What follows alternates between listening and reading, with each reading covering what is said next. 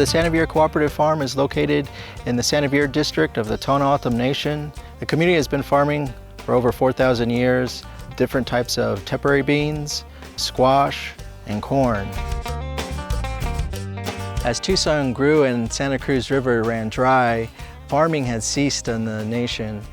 In 1982, the Southern Arizona Water Rights Settlement Act was established, and the elders' wishes came true of returning to an agricultural community. What we have here is the traditional squash known as the hod. You would rehydrate it and then utilize it however it is that you would use like a fresh squash. Diabetes epidemic in our community is very high, so preparing these foods for the younger generation will teach them to eat healthier. In addition to providing the community with these healthy food options, we also have workshops on wild food harvesting and cooking classes. Here we have cholla buds that were harvested yesterday. It's a workshop that we do for our community. We take them out to the desert and show them how to pick it.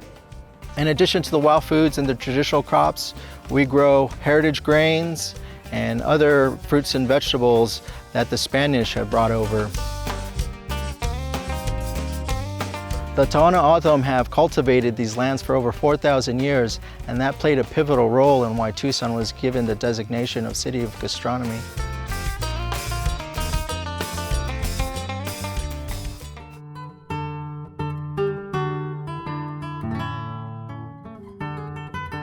Here we are at the Mission Garden, where is the place to understand and actually visualize and touch and feel and taste all these varieties of fruit trees that the missionaries brought in the late 1600s.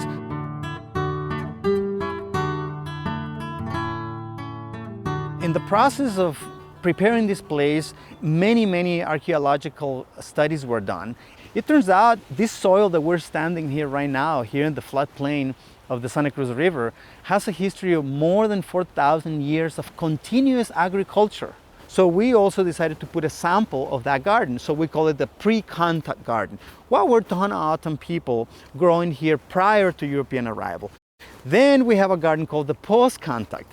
What Native Americans like the Tohono O'odham started growing and planting after the Europeans arrived. At the same time, we have cultures like the Chinese culture, that in the late 1800s, there was quite a bit of influx of Chinese people coming to this region, and they left their footprint as well. So just thinking about the concept of growing food and how people have been growing their own food for thousands of years, and this is an example where you can come and experience that and not only enjoy the greenery, enjoy the flowers, the fruits, but you are immersing yourself in a period that is long gone.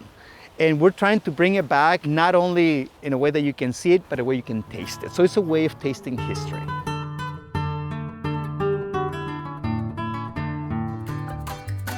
Over here, and start.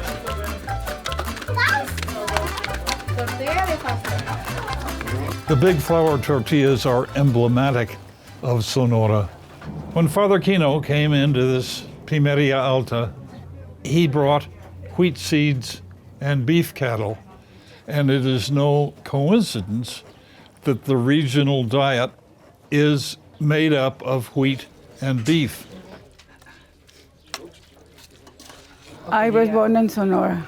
My mother showed me and my sisters make tortillas when I have 8 years.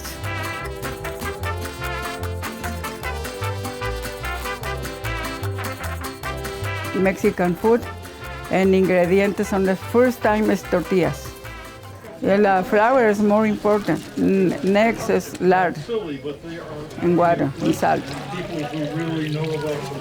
Qué bien está esta.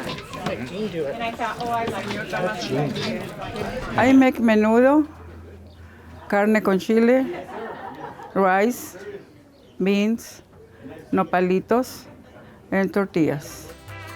Menudo is beef tripe cooked with hominy and broth. Nopalito, it's a pad of a particular kind of prickly pear. Refritos are mashed up beans which have been fried up again. And of course, I have to notice that it's the beans that put the gas in the gastronomy.